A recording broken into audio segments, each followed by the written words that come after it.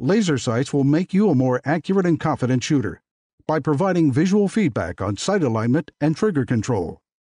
Crimson Trace, making laser sight standard equipment. Learn more at crimsontrace.com.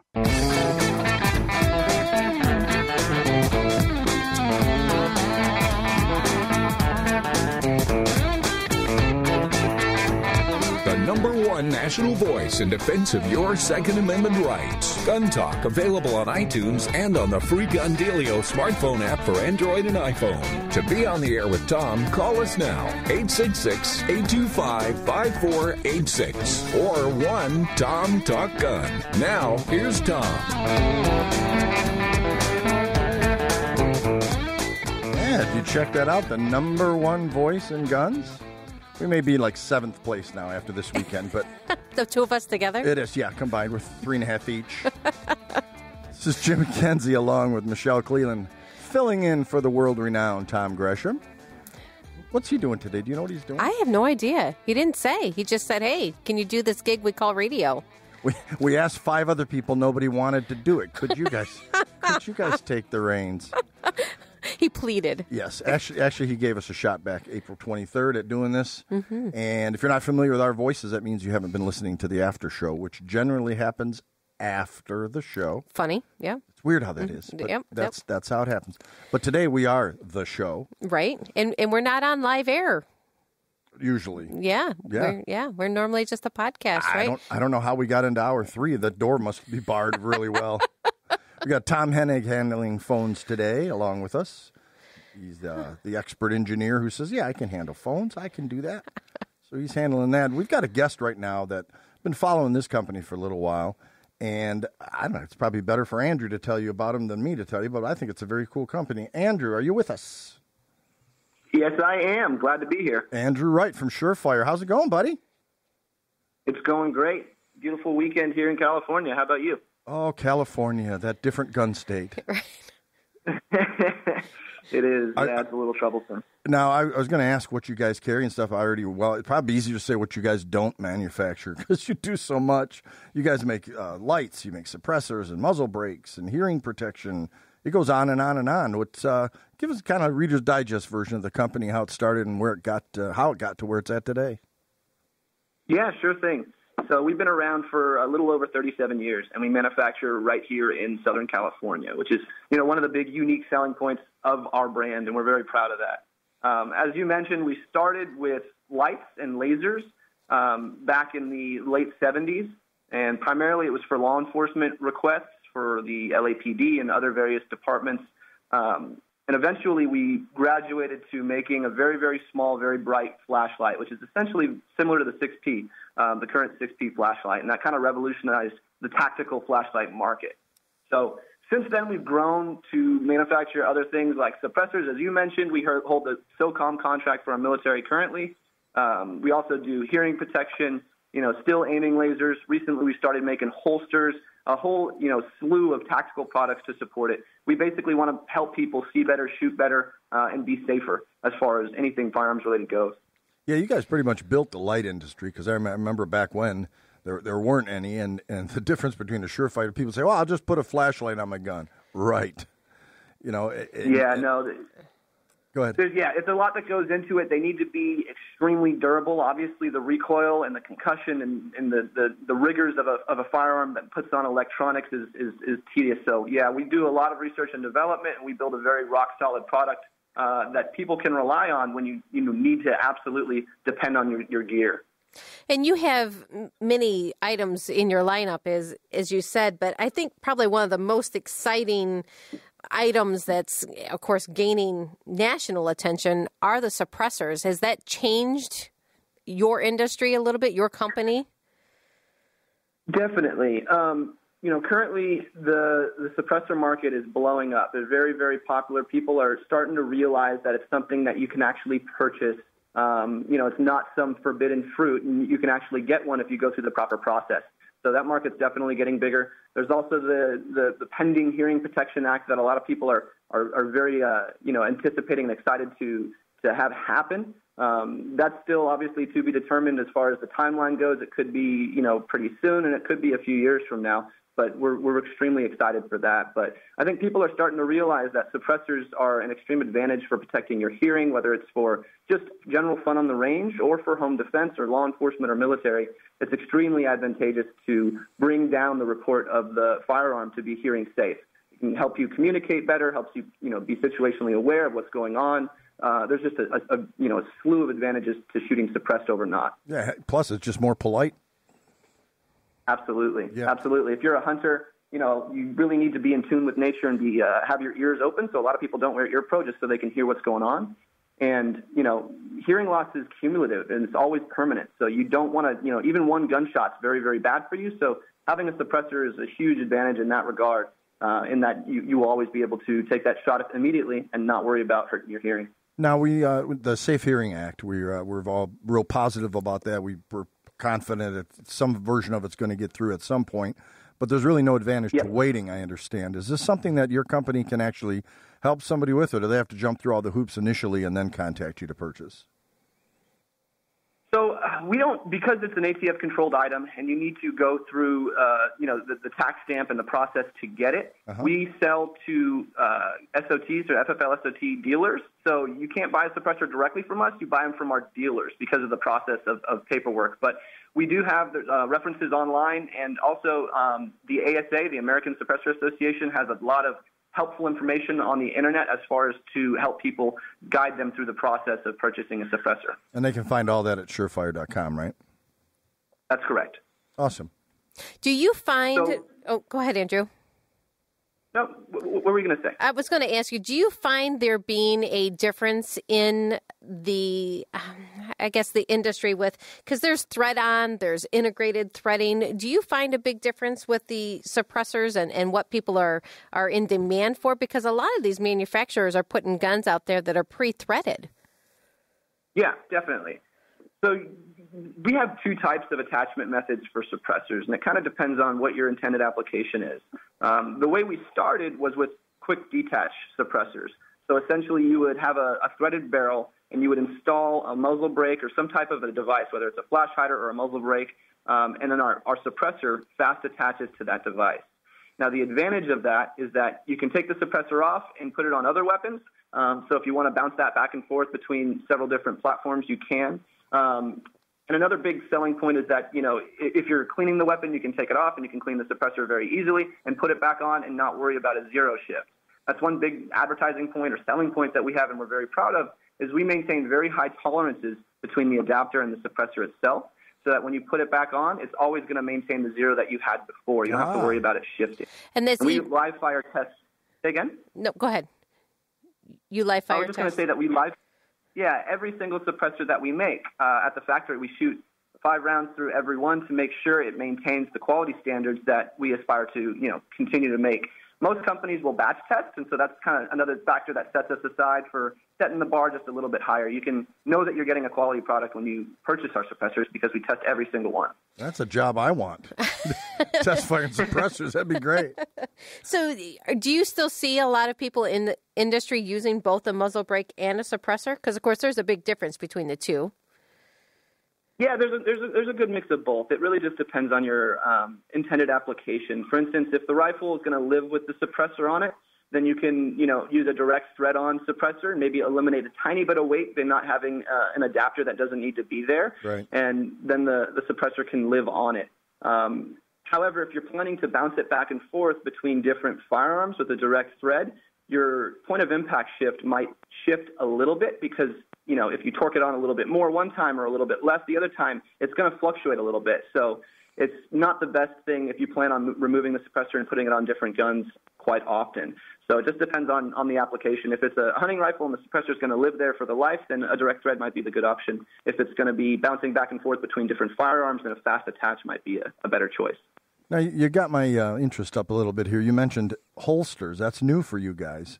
What brought that on? Yeah, we're really talk to us about those. So we have the new Masterfire holster system, and it's pretty unique and very different. And what it is a holster that indexes off of the weapon light. So instead of indexing on a specific pistol, it indexes on a specific holster line of weapon lights that we produce. And so as long as the gun can accept a weapon light, this holster will hold the gun. Now, it's a retention holster, meaning that it's not a friction fit. There's a button that you toggle with your thumb to release the weapon light, basically, and free the firearm for a draw, so that, you don't have to worry about it falling out, whether it's gravity or a confrontational situation. If someone's trying to go for your gun, there's a retention level in there. In addition, it has the ability to activate the weapon light on draw. There's a toggle switch on the side. Oh, wow. And you can choose to use this. Yeah, you can choose to use this or not use this. It's completely up to the user. But if you choose to, you just switch it to the on mode. And when you draw the firearm, the light or the light laser, depending on whatever you have or running, will activate automatically, which is kind of a unique and pretty cool feature. In addition, because it indexes on the weapon light, which is the lower part of the firearm, it leaves the top open so that you can fit, oddball, very large firearms, for instance, maybe a 2011. You can fit a suppressed firearm because the top's open, so that's pretty unique in that, you have a retention holster that you can run with a suppressor on it, which is pretty cool. And in addition, red dots are getting very popular for pistols nowadays. And that creates some problems when finding a holster, especially with retention. So that's another big advantage of this, is that now you can put pretty much any red dot, any suppressor, in any sized firearm. As long as it can fit a weapon light, you can use it with the Masterfire. Yeah, truth be told, I was listening to about half what you said, Andrew, because I went to your website, and I'm looking at the Masterfire holster. That is cool. That is really... Yeah, we're very excited. It seems like we're getting a lot of good feedback. It seems like you guys have always done stuff for military and law enforcement that kind of filters its way into civilian life. And this looks like a good example of it as well. It looks like a military-style piece, but it's so versatile. Yeah. This one has a red dot on the one I'm looking at. And, there aren't too many holsters you're gonna find to be able to accommodate that unless you're molding your own. Well, of course, I can't see it. Is that a paddle-style holster? Oh, come on over here. Take your headset off. Come on over here. Well, he can tell me. This is casual radio. Okay, all right. Yeah, so it uses a belt loop system, and basically it's just like a slight drop leg. I wouldn't call it a full drop leg holster. It's just a slight 2.5-inch drop, and it sits at a tiny bit of a cant. It looks almost like a race holster, to be honest. If you've ever seen an IPSC or USPSA open, I was just going to say that. Yeah, it kind of looks a little bit like that. But again, it's pretty cool that you can fit, if you have a bunch of different oddball firearms. I know I've got drawers and drawers of holsters, and it's kind of a pain when I'm trying to go to the range and find that one holster for the gun that I want to shoot. Right. It's kind of neat that now you can just grab a weapon light, throw it on the gun, and use this one holster for pretty much anything. Well, it's nice because, of course, when you add all of that stuff on, you add a flashlight or you add a laser or you add any type of red dot on it, of course, you're adding weight to the gun. So this holster being as lightweight and skeletonized as it is, you're not really adding a whole lot of additional weight with the holster. Yeah, it's definitely pretty light. It's only about 8 ounces. So, yeah. Very, awesome. Very lightweight. And, of course, you guys have a great warranty with all your products you manufacture as well. Yes, we have a lifetime warranty, and, we're very much well known for taking care of our customers. We stand by our products, so if you have issues, we will always, stand behind you and do what we need to do to make it right. Being around for 37 years, it gives people a lot of, satisfaction, the warm, fuzzy feeling. We're going to be there to take care of it if you have any issues in the future. And it's obviously paid off for you guys because you wouldn't have made it 37 years if you had lousy customer service or products. Right. So you've got both of those nailed. Thanks for being with us today, Andrew. This is cool. I know what I'm going to be doing when I get off air today. Buying a holster. Well, I appreciate the time. It's been awesome, man. Yeah, it's great. So we're looking forward to having you back again pretty soon. And keep up the good work. Real quick before you go, you got anything coming around the corner you want to tease us with?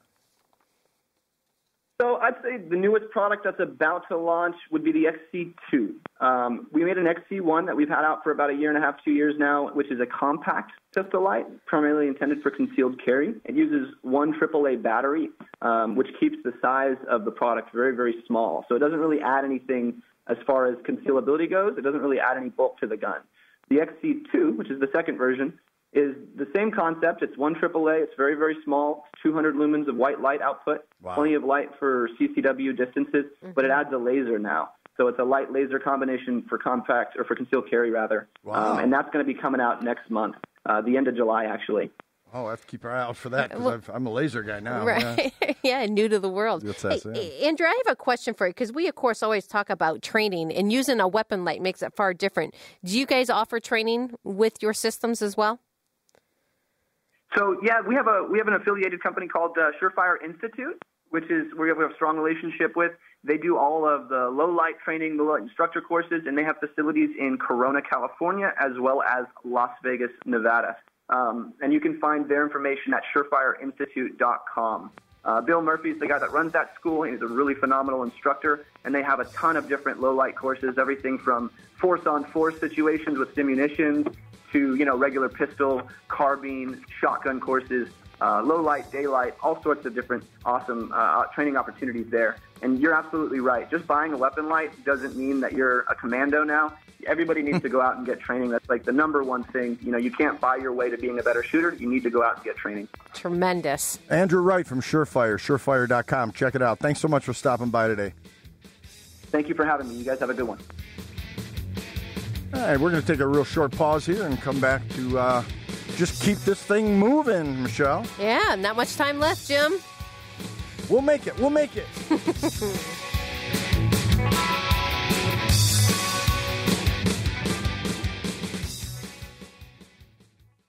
For more than 70 years, Timney Triggers has been enhancing the shooter's experience. Whether it's a local competition, a day at the range, or even the hunt of a lifetime, setting the standard in aftermarket triggers, Timney is now producing more than 170 models of triggers for bolt-action rifles, shotguns, AR rifles, and semi-automatic rifles. Proudly made in the USA since 1946. Find your new trigger at TimneyTriggers.com.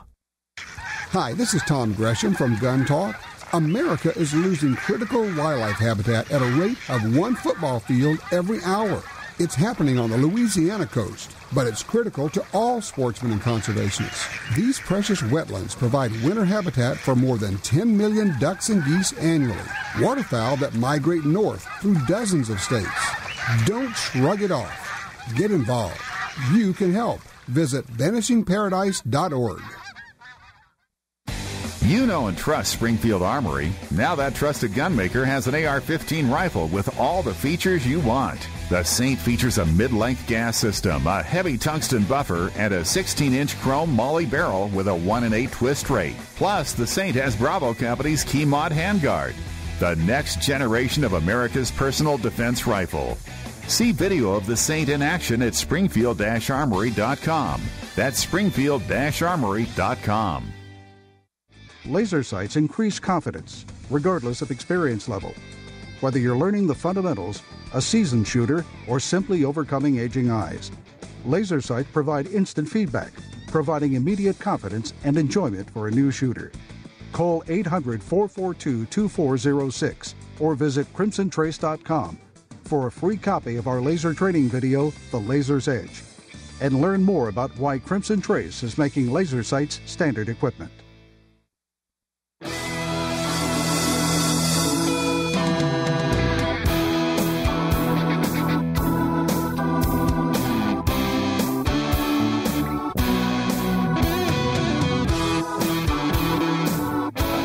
I can't help it. I'm in love with our bumper music. I just don't want to start talking again. I hear that playing and want to pick up a guitar and rip a solo. Okay, let's do it. Right. Hey, we've got Nick in Oklahoma who's got a question about a gun he bought at an auction. And when it comes to safety, we don't want to mess around. Nick, what is happening? Well, when it came in, I just accidentally noticed that it had red dirt in the end of the barrel. And you know how we get with a new gun. We want to load it up and shoot it. Right. And everybody, especially a used gun, whether they buy at auction or wherever, even a gun store, that'd be a good idea that they make sure that the barrel is clean and clear. Absolutely. We even recommend that with new purchases. Well, I was going to say new ones, too, but I didn't know how prevalent that was. Since you're a gun store person and y'all are, I appreciate that. Can't be too safe. That's right. And, yeah, you know, I just thought about that little plastic thing they put in some. It could get the thing that the little tab broke off and be up in the barrel. I didn't even think about that till just now. How'd your gun turn out, Nick? It was just dirt in there? Yeah, it was just red dirt. But whoever had it, I could just imagine what would have happened if they went to shoot it. It was a Model 99 Savage and a believe that was the 30-30 one I got. I've got a collection of them. I hate when that happens. Guns. Yeah. Well, good. I'm glad that you caught that because you're right. That could have been a devastating, I guess, I don't know how to say it. It could be devastating. Could have been if you didn't catch it, yeah. I knew a guy that he fell, and that's another thing. You ever even fall with your gun, or even possibility you think you need to make sure it's clear, because he jabbed his gun in the mud quail hunting, and it blew up. But fortunately, it was a long enough barrel. He got just a little bit of shrapnel hit him. None of it hit him in the eyes. Yeah. I appreciate you bringing that up, Nick, because safety is number one. Like we say all the time, the fun stuff just happens, but nothing can put an end to a fun day quicker than having a safety issue. So thanks for that call. I'm going to scoot out here real quick to California. I'm going to preface this call. Ron, neither Michelle or I are lawyers, but we're going to try to help you. Tell me a little bit what's going on. I'm sorry, Nick. What's happening, Nick? Oh, not Nick.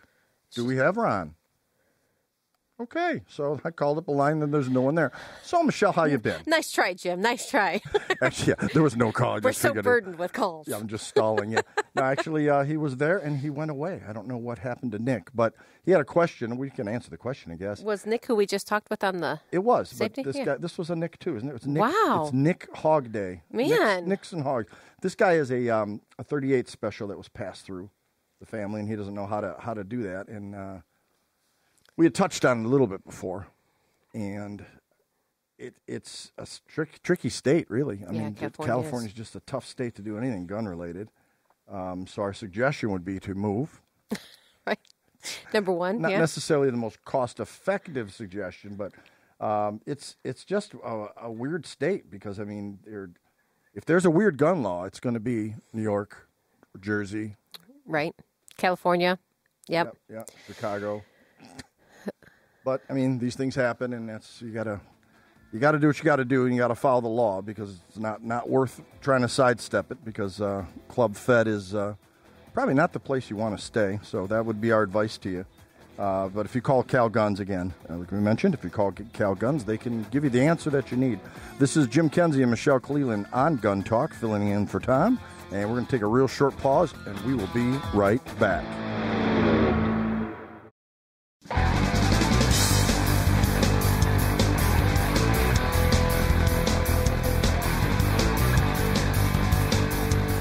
Sign up for our Gun Talk newsletter and join the Truth Squad at www.guntalk.com. Now, back to Gun Talk with Washington Times opinion page regular contributor Tom Gresham. Okay.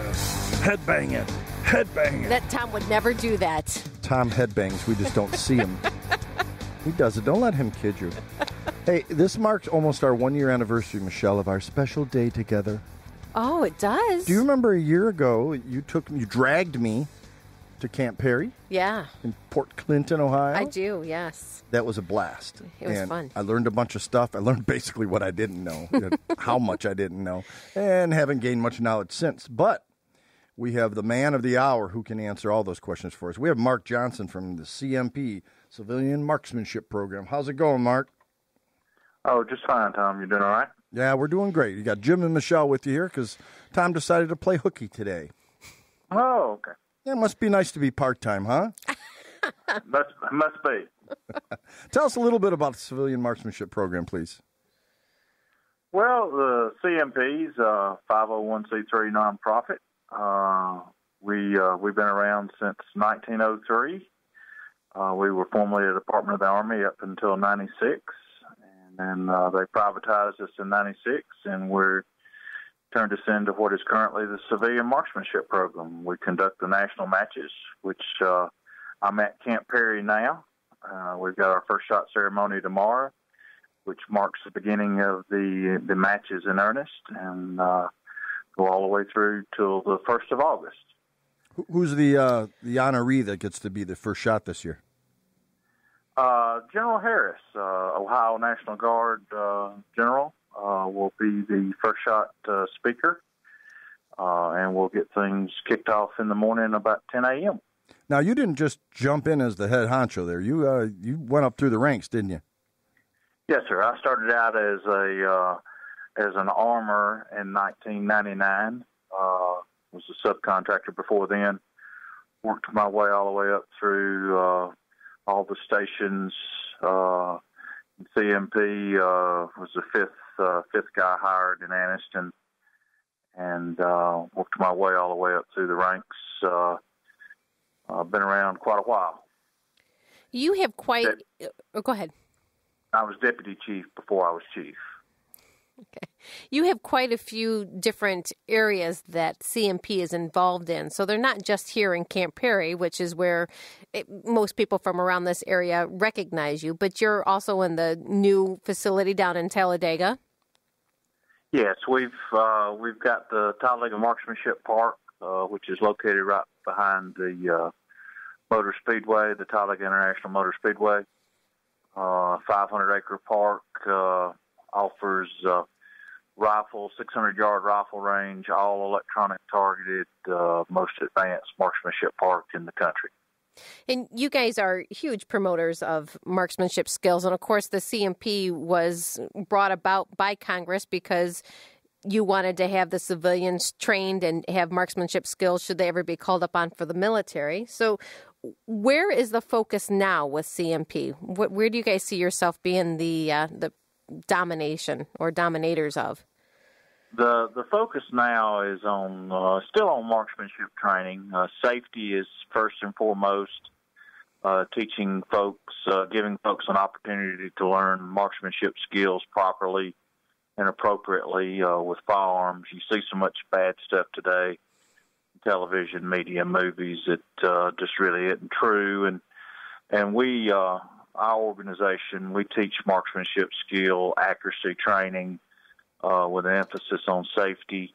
We want to offer all the youth in the United States, that's our goal, is to offer youth the ability to learn marksmanship properly and appropriately.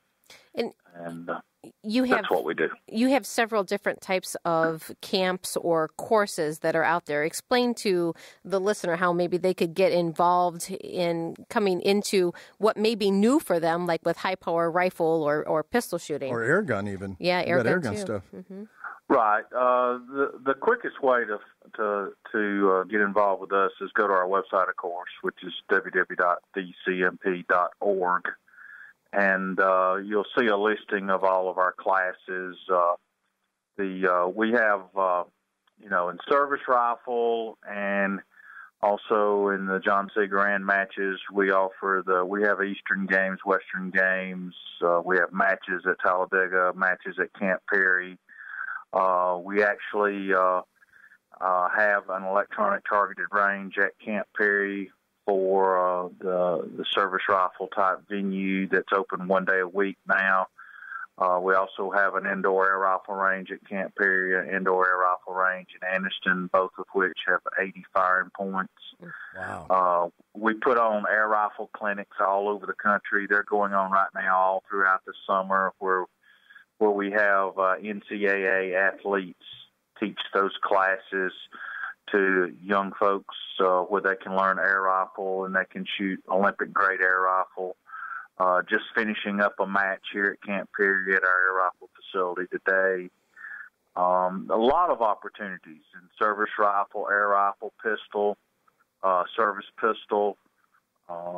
We offer clinics and classes all over the country at different venues, and all of that can be accessed via our website. You can find out where there's one located more than likely near you. And certainly an affiliated club that's affiliated to the CMP will be near you to help you along the way.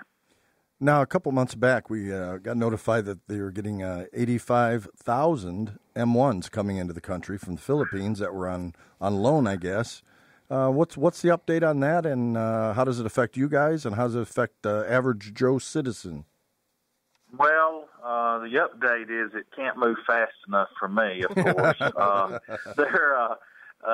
The things move slowly because this is, of course, a United States Army shipment. Mm-hmm. Those firearms are United States Army property, and when they come back, our MOU with the Army will enable us to receive those from the Army. The best timeline I can give, it's looking February, March 2018 on the Philippines. We do have a smaller shipment that may actually get to us before then. Those are actually coming from Turkey, around 13,000 M1s from Turkey. So we hope to receive those in actually before the Philippine shipment. But everything looks good. It's just the wheels turn slowly. Those rifles have to be packed up in those countries. DLA runs that operation, and it just takes time to pack those rifles up because they're not packed up. They're stored openly in warehouses. Right. They have to be serialized, packed up, and ready for shipment, and then make it onto the ship. And there again, it's an Army shipment. The Army only has a ship there in place every so often. It's not a constant, Right. They can't just be readied and took out and put on a boat. So a lot of logistics, a lot of work goes into getting those rifles back, but we do look to receive those. It's just a hurry up and wait scenario. Right. Now, will any of those be available to the general public or just to the CMP? They'll be available to CMP affiliated club members. Gotcha.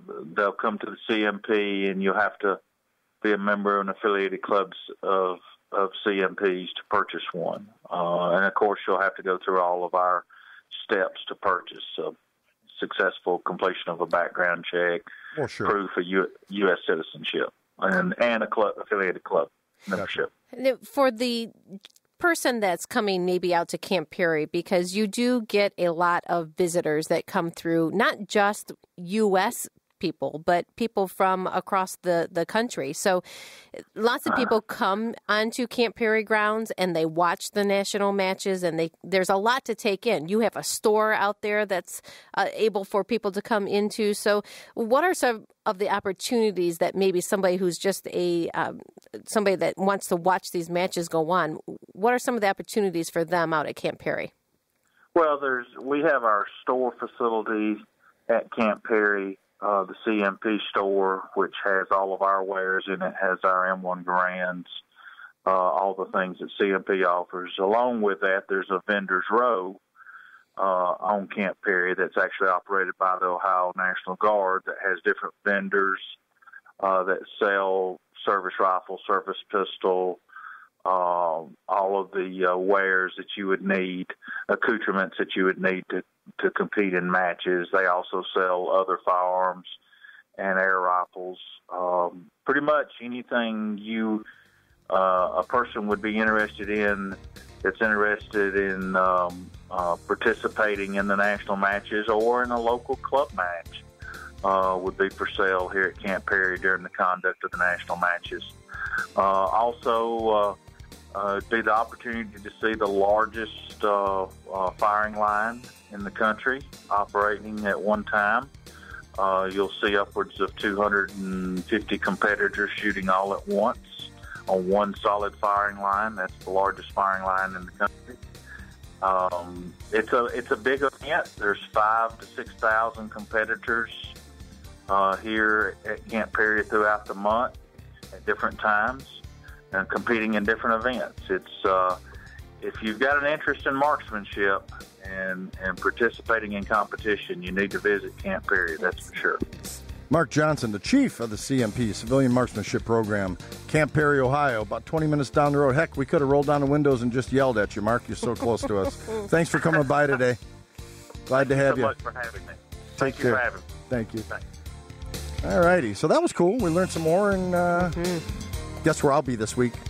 Anybody in the area should go. And I'm just going to talk while the music comes up and crushes me, and I'm just going to pretend like I know what I'm doing. I'm going to get over to the fight.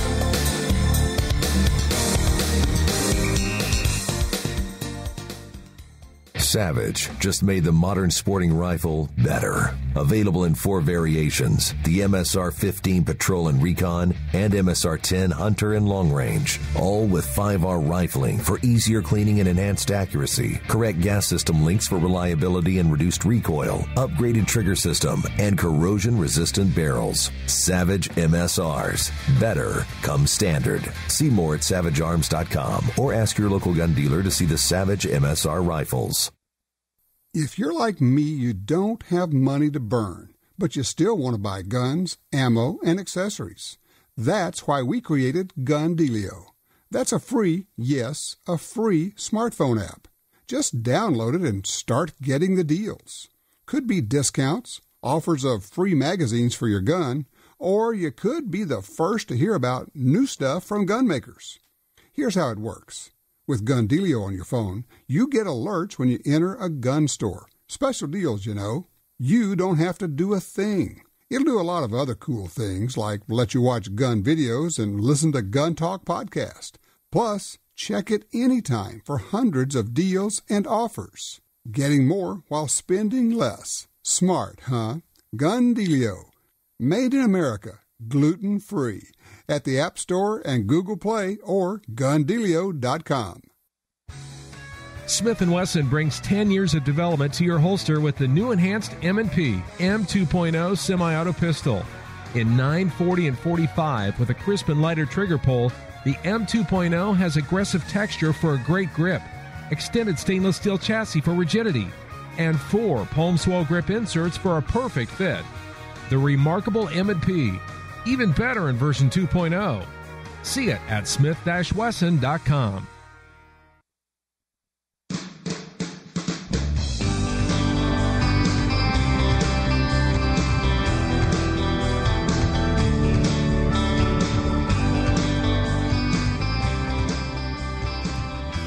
Welcome back to Gun Talk. This is Jim Kenzie and Michelle Cleland filling in for the part-time Tom Gresham. Yeah, he's elusive on us right now. I'm not even sure what he's doing. He didn't tell me, but he doesn't have to. Yeah, it's funny. He owns it. God, he acts like he owns the place, doesn't he?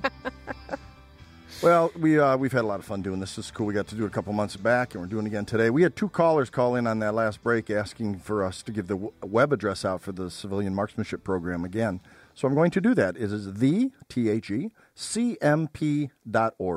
The CMP.org. And you can get a rundown on Camp Perry, the Colorado Complex, etc.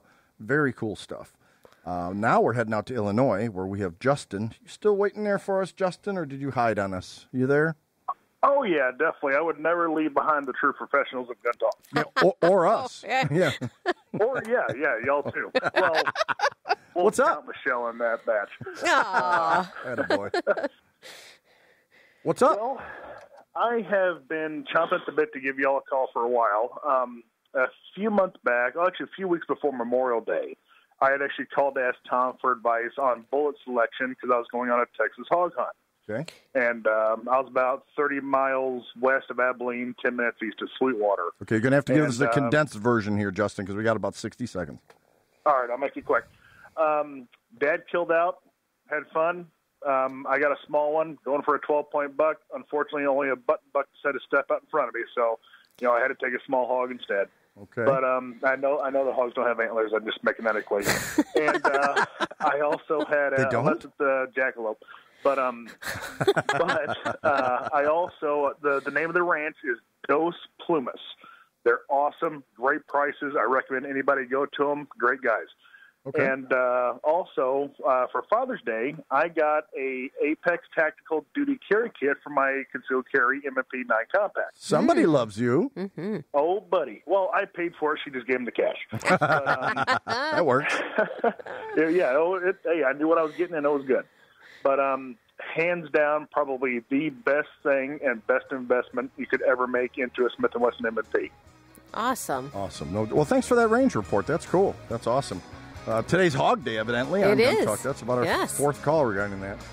Well, cool. We still got time for your call. Call Tom, Talk Gun, and give us a buzz. We'll try to get you in before the show's end. We got another segment to go, and we're having a ball doing this. It's great getting to talk to people on the other side of the mic. So stick with Jim Kenzie and Michelle Cleland on what used to be known as Tom Gresham's Gun Talk.